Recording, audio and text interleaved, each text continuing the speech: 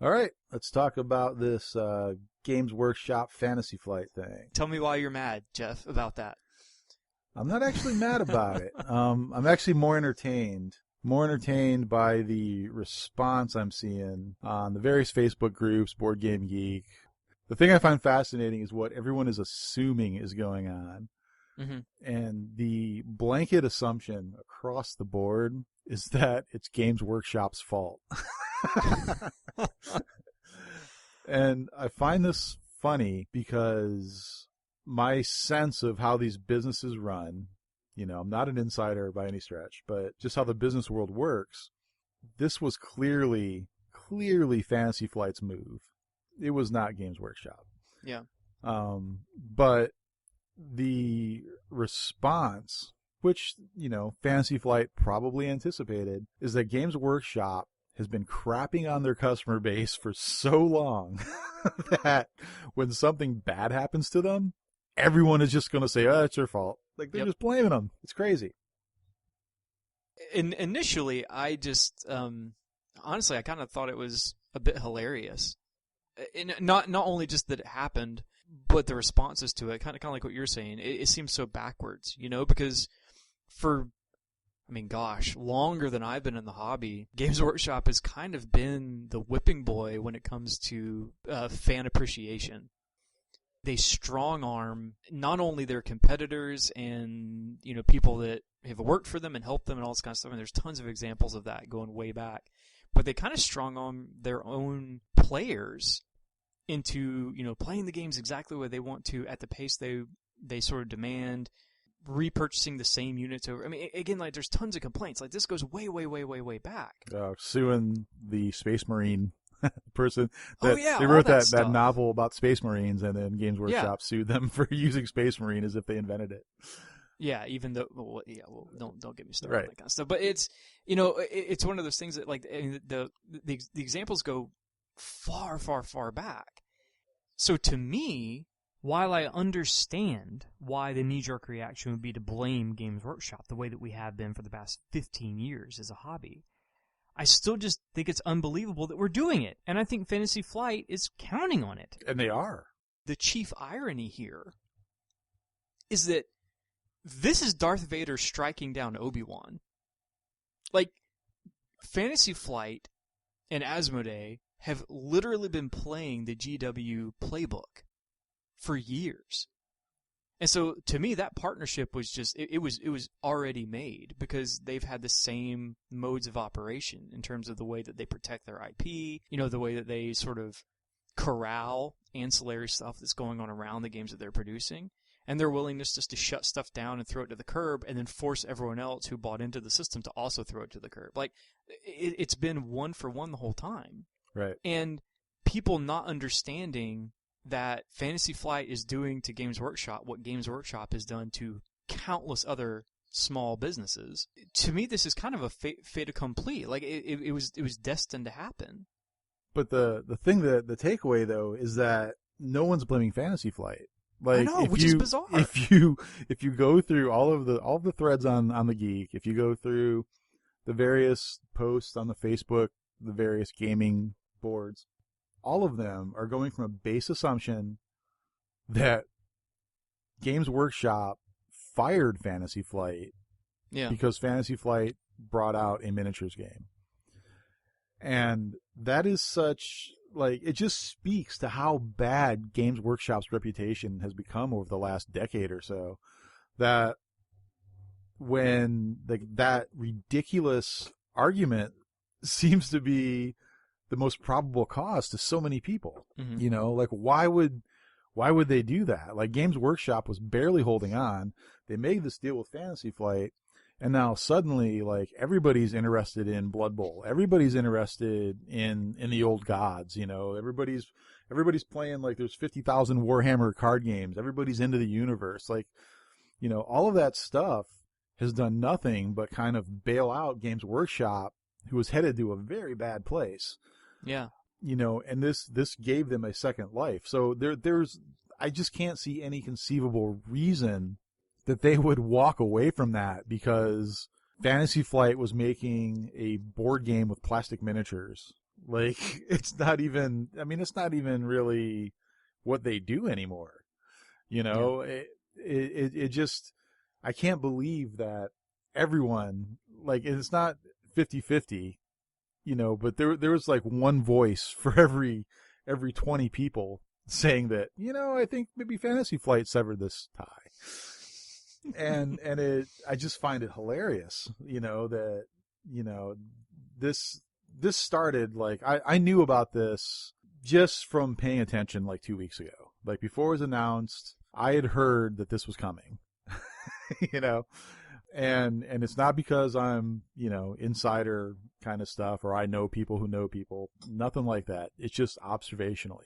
I was seeing little blurbs pop up in random threads in random places, people saying stuff like, hey, my buddy just got back from the Gamma trade show, and he said Games Workshop was there trying to find a buyer for the Talisman license. That's weird. Doesn't Fantasy Flight make that? You know, and it was stuff like that I was seeing, and it was like none of it got any traction. It was all just kind of rumor mill. But those rumblings came, you know, 2 weeks, month ago, before this announcement was made. Kind of knew it was coming, and it is, you know, looking at it, like, the most likely thing is that Asmodee bought Fantasy Flight, and while Games Workshop is probably 20th on the list of things that sell in the United States, and I could be wrong, maybe it's 5th, I don't know, but it's not a juggernaut of a game company by any stretch here in the States. But in Europe, it's Pepsi, and Asmodee is Coke, and, you know, when you look at it from that perspective, as soon as Asmodee bought Fantasy Flight, they probably said, "All right, what Pepsi products do you have in the works? Because you are done with Pepsi." Mm-hmm. You know, that's the most logical thing that happened on that. The other conjectural thing, which wouldn't surprise me at all, is since Asmodee is literally buying every game company in the world, that Asmodee, you know, the fantasy maker in my head sees like this meeting of like sunglassed Asmodee guys, like, rolling up in their black cars and walking into Games Workshop and being like, "We'll give you 25 million," and Games Workshop going, "Hell no, you know, we're worth way more than that," and they're going, "We'll give you 25 million," and then them saying, "It's absolutely not," and then Asmodee going, "Fine, we'll destroy you," and leaving the room. You know, and the first thing they do is just retaliatory cut these lifelines, you know, cut these deals with Fantasy Flight, because they own Fantasy Flight now, and they're just going to strangle them. And I think that's like the second most likely reason this happens. But none of those reasons, like I could go down a list of 30 probables, and none of them involve Games Workshop going, I don't like how Fantasy Flight's handling our stuff, and walking away. Yeah. you know, they've got so many things happening that everyone was excited about. Talisman is Talisman, but there is a huge fan base of Talisman, you know, and Fantasy Flight has put out the best version of Talisman that ever was, and they've put out umpteen million expansions for that game. More than anyone will ever play through is out now for Talisman. Chaos in the Old World, Eric Lang is a rock star right now. Yeah. And that was kind of the first game that really illuminated people to that. Huge business and huge lore piece that feeds right into all the Warhammer products. Well, and it was kind of an early title for them using the Games Workshop IP as well. Oh, absolutely. You know, and so it's in my opinion at least, like that was one of the first games set in the Warhammer sort of universe that was presented to a board game crowd that made board gamers go, wow, this is actually kind of a cool place to be. For sure. And it's, you know, they were handling all the RPGs. Oh yeah. For Warhammer. Mm-hmm. And, you know, as we all know, like, whatever of that stuff has been stolen, which is all of it, right? They're very much the Thomas Edison of gaming. Yeah. You know, their IP is all stolen material, all of it. But, you know, it's been done so well, and it's kind of so iconic at this point that no one cares. And to have this just huge amount of RPG material to be able to play in that universe, I mean, again, none of this stuff did anything but boost Games Workshop. So Yeah. they would have been insane to walk away from it, which tells me they didn't walk away. Fantasy Flight walked away. And by Fantasy Flight, I mean Asmodee. Well, I think that it's sort of an interesting point that you just sidled right up to and cranked out of the park was that, again, Games Workshop, fundamentally speaking, what they're selling aren't games. What they're selling is IP. And that is what their entire business is based on, is their ownership of their little universe, regardless of where it originally came from, right? But at this point, it's stamped, it's trademarked, it's, copyrighted every single way that it can be, internationally. And this is what they spend the majority of their time doing, is hawking and then subsequently protecting their IP. Like, that is what makes them money. Which, again, is one of the reasons why the relationship with Fantasy Flight makes so much sense, because Fantasy Flight has made their money by producing high-profile IP into board games. I mean, they were the Warcraft people. They've done the Star Wars stuff, for crying out loud. Like, I mean, they're taking really lucrative licensing deals and turning them into board games. And that's sort of what gave them their huge rise. Like, I know everyone's going to say, well, no. I mean, they were producing solid games for a while. And yes, they were. However, I bet if you were to crack the books, the things that made them the big company that they are today, as opposed to the very, very, very tiny company they were back in like 2003, is probably the execution of titles based on IP. So of course they would go to Games Workshop. Of course they would. The thing about it, though, is that since that relationship started, the hobby, and particularly the constituency of the hobby, has changed drastically. Yeah. And while there's still tons of people that love Star Wars, and so that's a great IP for them to have, I have a hunch that at this point, the majority of their customers, I mean, especially when you look at where these games are being sold. I mean, Fantasy Flight's high profile. They're in Target, they're in Barnes & Noble and all this other kind of stuff. And they're not putting the GW licensed games, for the most part, in those locales because they don't fit with the consumer base that's there. So why in the world would Fantasy Flight keep paying what is probably very expensive licensing fees? And honestly, they probably have like minimum annual royalties and that kind of stuff that they have to pay and all that kind of, I mean, I'm sure all that stuff's built into the contract because, again, Games Workshop is a shark when it comes to licensing deals. Yeah, there's a little bit. There's a lot of that you can detect without actually. Oh yeah. You could just observe, like Relic, the Talisman, the Warhammer Talisman game. Yeah. Inexplicably, the characters in that are busts instead of figures, just because Games Workshop would not let Fantasy Flight make a 40K figure. Yeah. Like they had this weird idea that somebody was going to go buy 100 copies of Relic so they could build an army of, somehow cheaper than just buying the army from Games Workshop. But and that's the thing. There's with the video games that have been based on Games Workshop licenses. I mean, like the two that come to mind immediately are Blood Bowl and was it Battle March, the one that was basically fantasy, Warhammer Fantasy. Both of those games were, I mean, they were cut and dried Warhammer, tabletop Warhammer, but in a video game form. The thing about it, though, is that any of us that have played those games know you need to know what the freaking roll modifiers are for any action that you do, because that is the game, is roll modifiers. Like that is the chief mechanic of these games. There is no published table anywhere in that game that tells you this stuff. Like in Battle March, I finally found it after playing the game for like 30 hours. And it's buried like 5 layers deep in the character creation, which you never do, or anything like that.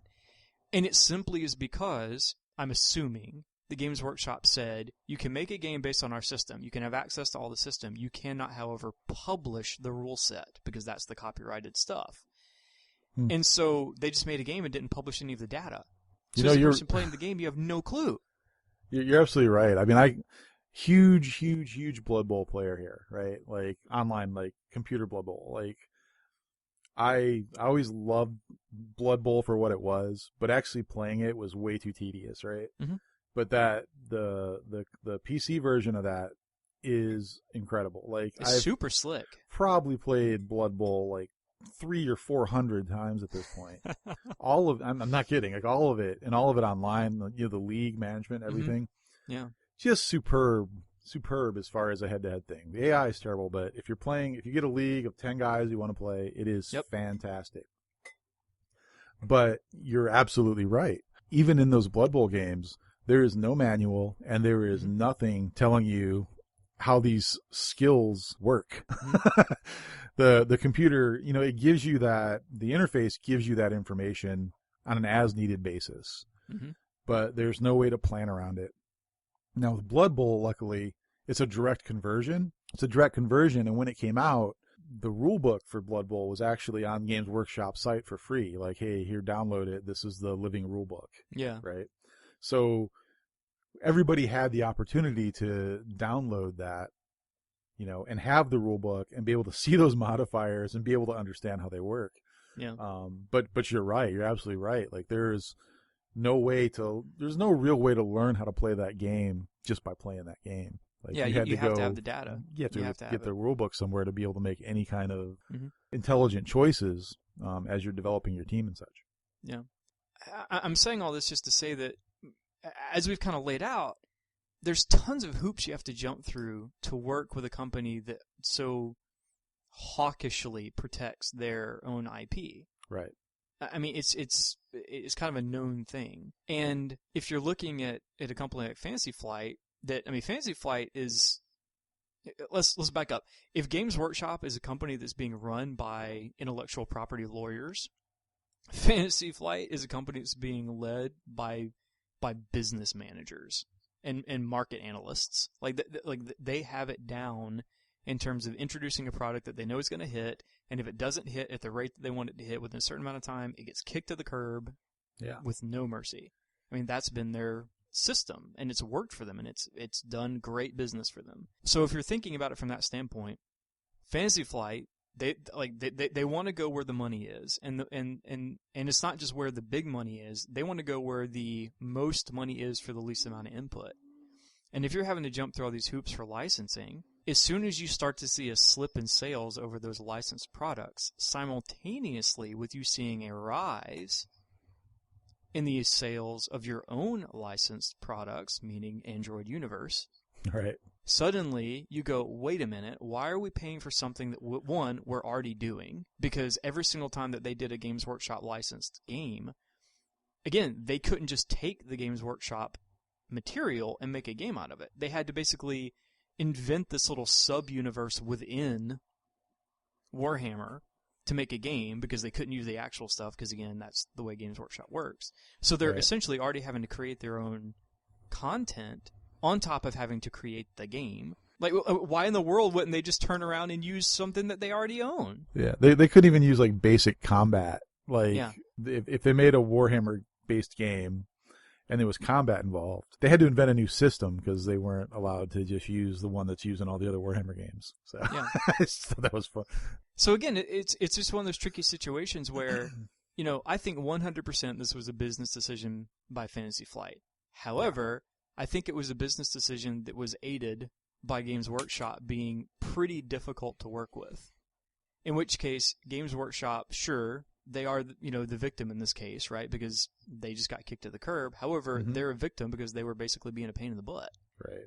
So I don't really know whose fault it is. I mean, I think both of them were doing the thing that they knew how to do to make money, and it just got to a point that it no longer made sense for them to be working together. Right. It's not a fault thing.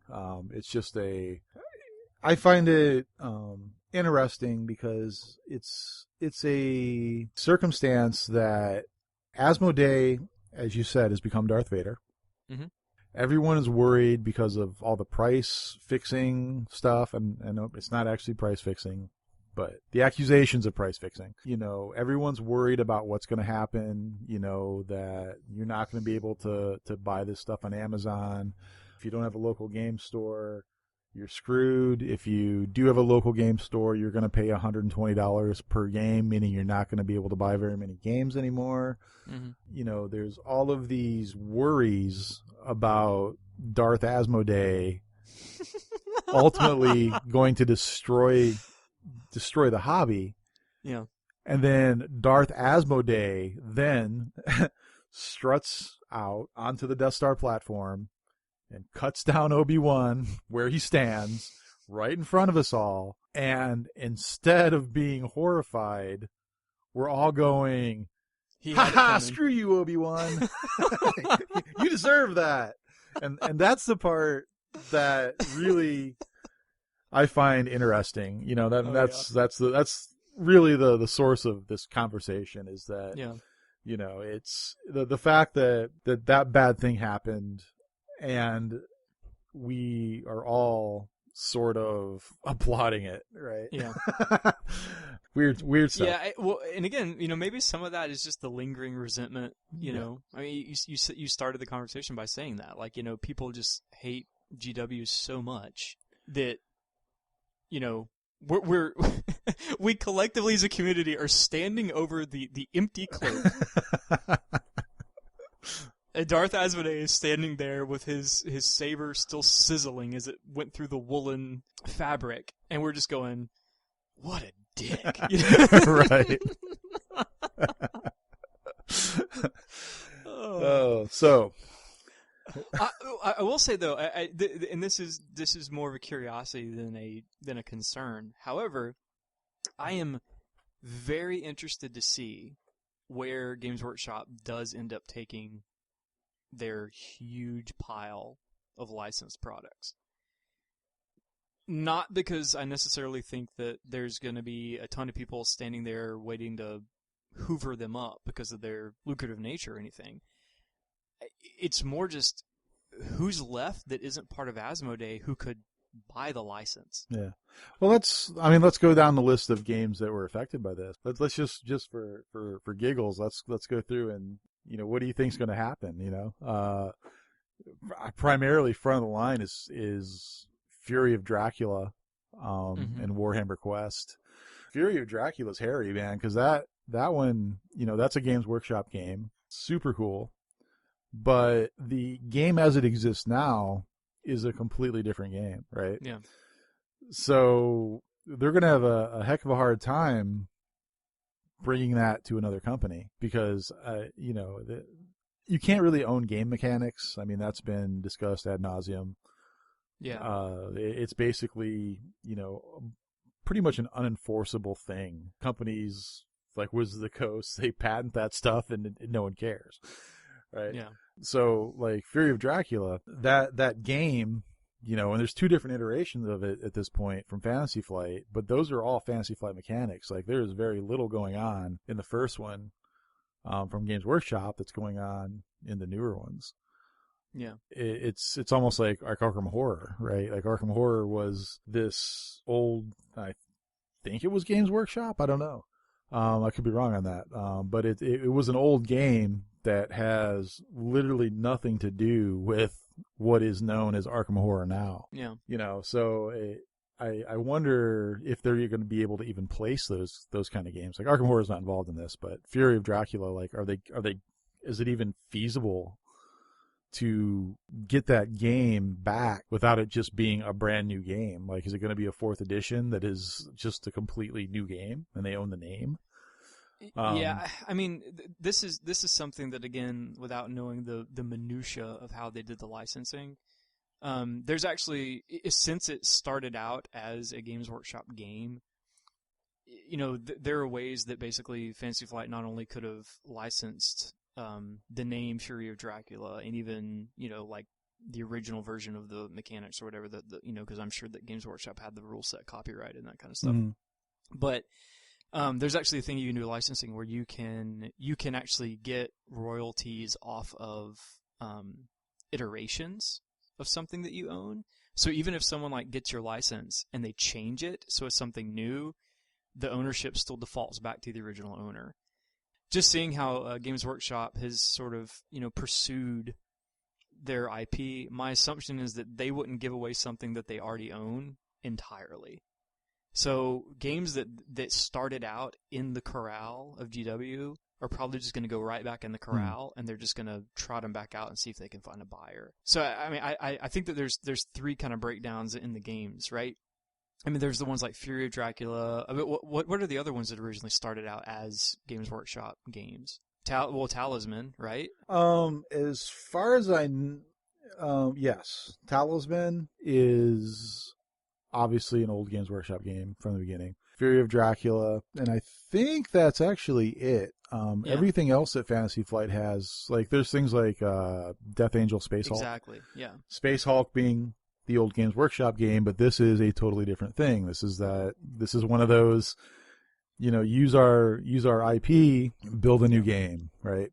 Yeah. Relic is essentially Talisman in 40K universe, but it's the Talisman mechanics. Forbidden Stars is StarCraft. So that actually I don't think would go back to Games Workshop. That is, again, an IP retheming of an existing Fantasy Flight creation. Chaos in the Old World was its own thing. So that I don't think will go back to Games Workshop at all. That's probably, I think, the strongest contender of something coming back with a brand new slapped on theme, like Game of Thrones or something. Yeah. I could see that happening with that, where those mechanics are just remolded into something else, which is kind of a shame because, like, the flavor for Chaos in the Old World is pretty solid. But yeah, the real tragedy here is the Warhammer Quest card game. I mean, people have wanted Warhammer Quest to come back for so long. Yeah. Not quite as long as Hero Quest, but up there. And Fantasy Flight puts out this card game that can't be Warhammer Quest because Games Workshop still is actively going to publish Warhammer Quest, and they have recently. Put a new version of Warhammer Quest out. But, the card game had to be different, but by all accounts, it is a super, super awesome kind of solitaire card game, adventure card game, that people were just nuts over. And, it just got released, like, I don't know, 4 months ago? So it's a game designed for content packs. Yeah. And they managed to get, I think, 2 content packs out when this hit. Yeah. So that game is dead. Like, it's just done. Oh yeah, like, it is. This it is amazing, essentially and it's done. the baby that is riding the bathwater of this decision out the window. Yeah, absolutely. Yeah. So I feel bad for those folks. Oh yeah, I do think that, again, like the third category of games, like if they're the games that are defaulting back to GW, and then they're the games that are probably going to be just sort of, the license will go elsewhere and they'll just be cloned. Like, honestly, I kind of expect that to happen with Blood Bowl Team Manager. Kind of like you say, even Chaos in the Old World we might see again. Stuff like that. And then there's the third category are the games that are just going to die. Just period, done, they're over. And I think Warhammer Quest is going to be one of them, specifically because, like you say, GW is already kind of doing their own thing. But I think Conquest and Invasion are both just dead in the water. Yeah. Because they were already kind of at the end of their arcs anyway. Right. And I don't see anyone picking those up. Disc Wars, I bet it's going to be completely gone. I don't know. I'm curious to see what happens with Space Hulk, right? Because, I mean, Space Hulk is kind of the sweetheart of, solo gamers everywhere, but at the same time, it's such a tiny it's the sweetheart, but it's like the sweetheart indie movie, Yeah. Like, it's got its niche fan base that is passionate, but it didn't sell gangbusters. Yeah. Like, and as far as, I mean, honestly, as far as repurposing Death Angel, it's not going to happen because they already did that. It's called the Lord of the Rings trading card game. Yeah, that's right. I mean, it is. I mean, there is so much Death Angel DNA in Lord of the Rings that it would be kind of silly for them to try to retheme Death Angel because, like I said, they already did. So, what do you think are the hot properties to grab before they vanish? Oh man. Off that list. As a consumer, or just as a gamer, like what are your favorite ones? Like, these games are gone forever, right? In their current incarnation, these games are gone forever. Which 3 do you grab? Oh. So pretending, of course, that I don't own any of them. Yeah, exactly. Like, what would you recommend to people? Like, what are the must-see TV? And again, with the disclaimer that I haven't played all of them, so I'm also kind of going off of the recommendations of people that I trust, in addition to the ones I played. I think that, man, gosh, this is tough. I mean, because Chaos in the Old World is great. I mean, I own it and I've played it, and I think it's awesome. However, it's already an old game, and it already kind of shows its age a little bit. I think for people like you and me who like to have games in our collection that are sort of totemic of a certain period of design or the work of a certain designer or something like that, I think that would be one to grab. But I think for most gamers, I think there's probably a title that does what that game does, maybe a little bit smoother and better. So, I mean, that one would be on the list, but I think where it would be on the list would sort of depend on the person. I think that Blood Bowl Team Manager and Death Angel both kind of neck and neck in terms of ones to grab, again, depending on who you are.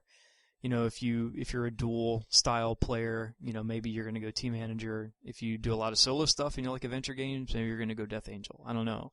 But both of those are just really solid games that, while again, I mean, just like you said, with Death Angel, we've already seen a clone. And Team Manager, I mean, if we don't see that game coming out exactly the way it is now, we're going to see a clone. But I think either one of those would be okay to get. But again, it's not like you're going to lose it forever if you don't get it now. But beyond that, the only one that sort of, at least to me, jumps up, honestly, it's not even Fury of Dracula, because I think that one's going to come back, and probably not even that long. I think it would be Talisman, just because that's such a big game. It's such a big game, and it's been through so many different iterations. And most importantly, the Fantasy Flight version is the definitive version. Yes, everyone that's a fan says this is the one to have. It's the one to have. That even though I am sure that probably sometime in 2017 we're gonna hear a new Talisman announcement from some company. It's not going to be this Talisman. No. So I think that would be probably a definite. But again, that's for someone who's sort of already in for a penny, in for a pound, right, on that system. But I mean, for so me, that would be probably the whole list. What about you? So here's what's funny. You literally recited exactly what I was going to say. Oh, no! Yeah, no, it's fantastic. I'm surprised. I really am. I think Fury of Dracula is going to be that game, because I don't think Fury of Dracula will be back. Mm-hmm. I think it's too hairy. It's too messy. Really? Well, I think people that want to play Fury of Dracula are going to want what Fantasy Flight made, and if Games Workshop has it, it's going to have to be a brand new game. Like, it's not going to be the same game. And so I don't think a 4th edition of Fury of Dracula is going to happen unless it's a different game, right? Like, it's Fury of the Space Tigers in the Twilight Imperium universe, right? I mean, I think that's the only way that game comes back, because a Games Workshop version would have to be a totally new game, and they're kind of bad at making their own games. Yeah. So it's not gonna do anything. And Fantasy Flight is not going to be able to publish it without retheming it into something nonsensical, you know. So I think that game is dead. However, I don't know that I find it to be the definitive deduction experience, right? It's still clumsy, it's still dated, and there's like 100 different iterations of this that have been coming out that are all really, really good. So I just think there's other players in that field that you can get that fix from. Like, you can get Whitechapel, or you can get, there's a new game I just saw coming out, or may even already be out. It's basically Friday the 13th kind of thing, where you have like this monstrous killer hunting people, and it works exactly like Fury of Dracula, right? It's like hidden movement, and you're trying to anticipate where he's going to be.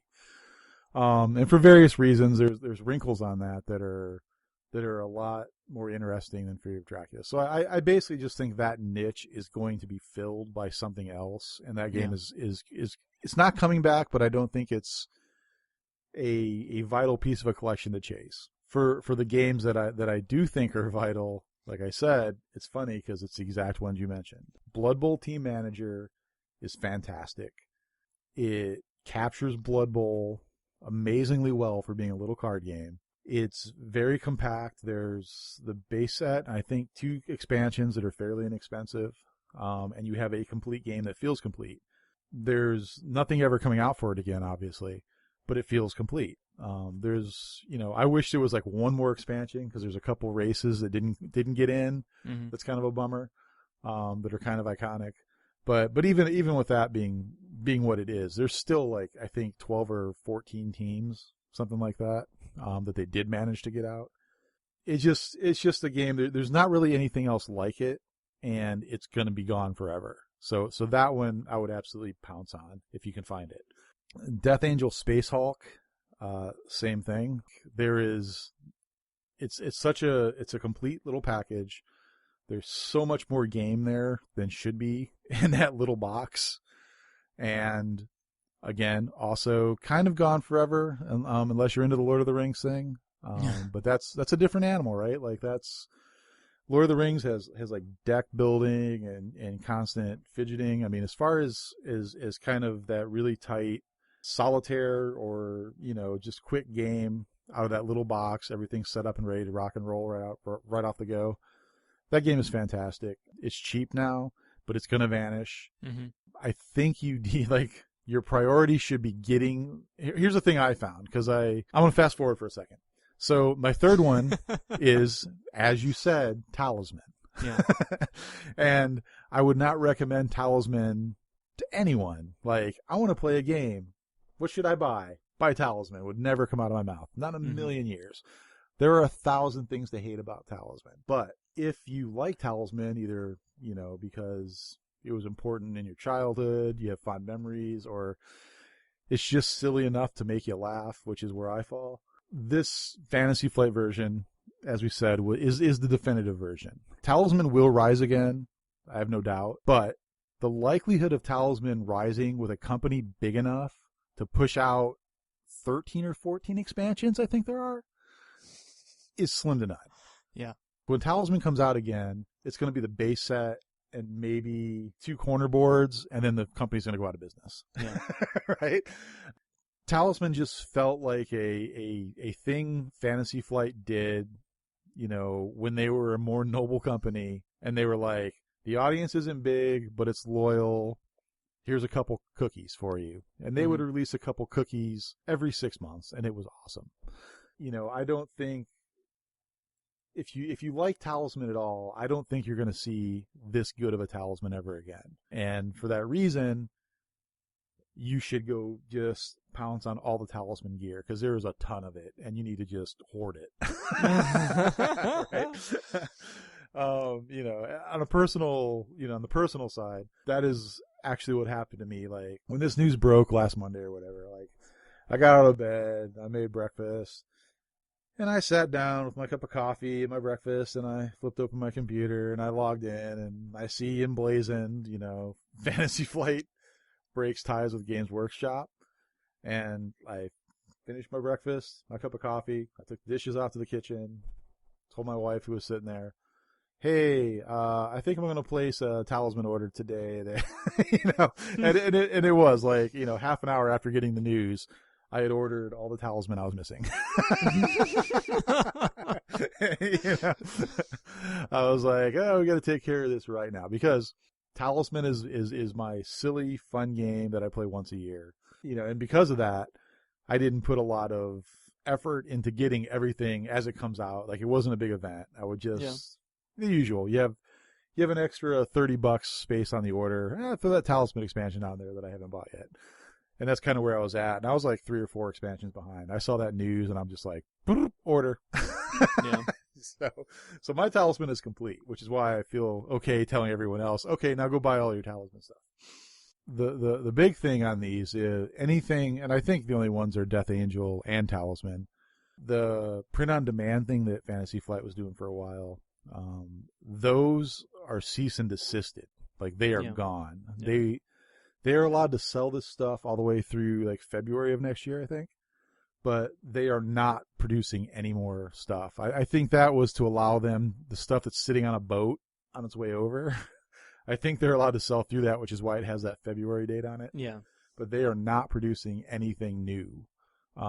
So if you don't have the print and play or the print on demand stuff right now, find it, whatever rock you have to turn over, and order it now because it is gone forever. Yeah. And I had a heck of a time tracking down one of the Talisman expansions for that reason. I got lucky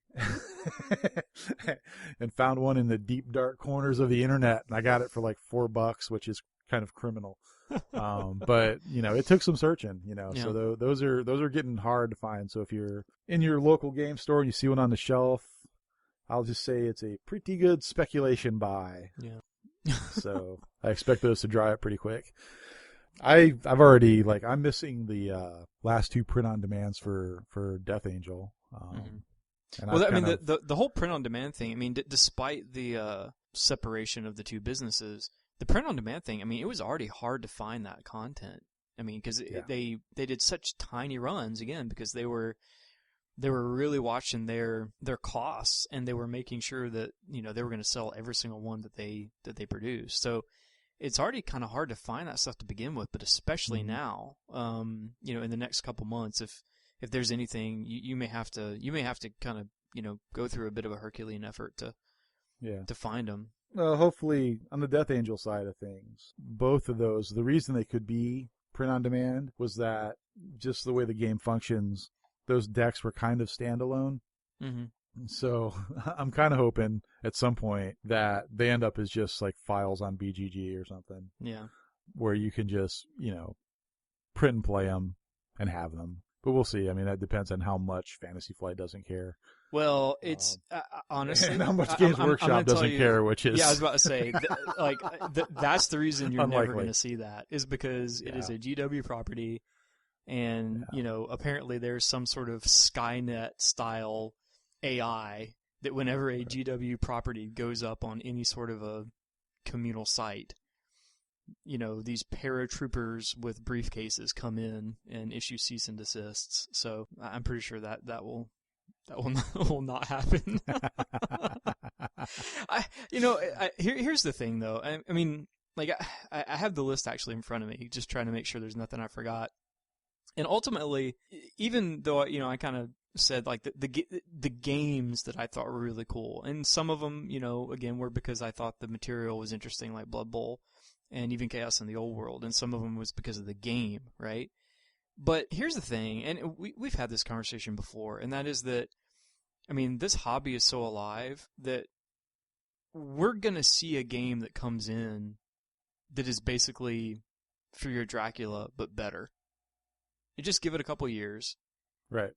And again, Death Angel's already come back. I would contend that there's even a couple games that probably, they don't stand side by side with Blood Bowl Team Manager, but I think they're probably in the same arena. And in a couple more years, we may have something that basically sort of, as Joel Eddy would say, is a team manager killer. And right. So I don't think that there's a reason to freak out and regret not getting something unless you're already beholden to the subject matter. Right. It's a matter of pot commitment. I mean, exactly. That's kind of where I was at with Talisman. Yeah. Like it wouldn't have ruined my pride of my collection if I didn't have those 2 expansions, but I was kind of like, oh man, it is going to be kind of grating to have 13 of the 15 expansions and not have gotten those last 2. Yeah. But we'll see. But yeah, so I mean, again, like if it's material that, again, either is going to complete a huge catalog like your Talisman stuff, or if it's just this little fun rabbit hole that you fall down in, and every single time you just have a blast, like maybe the story of that's being told in Death Angel just gets you every time, like, go for it. Yeah, that's great, but at the same time, even though we may not see these games again, I think we're going to see games that fill these gaps in the collective gaming library if we don't already have them now. So yeah, that's always the case. I mean, yeah, a lot of collecting in this industry, as you know, or hobby, I guess it would be more for us on the consumer side, is chasing your tail, right? Like you never Oh, have yeah. it all. And as soon as you have it all, then something new comes out at Essen and you're back chasing your tail again. Mm-hmm. So, that's just something to adapt to. But there you go, man.